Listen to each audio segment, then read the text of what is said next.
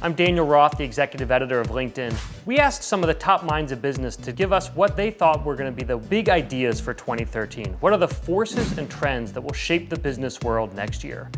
Today we have with us Sir Richard Branson giving his one big idea for 2013. Well, one of our big ideas for 2013 is for us to break the taboo.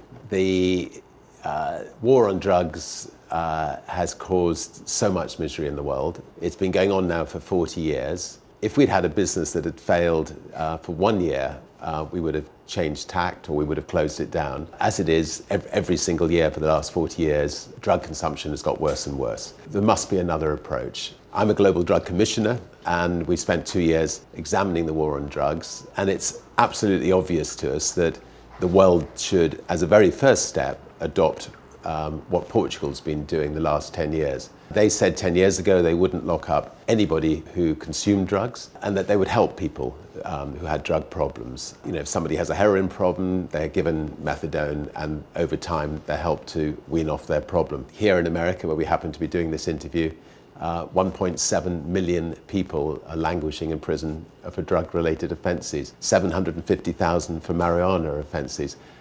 It's a horror story, and it really should have stopped years ago, but this year it just must stop.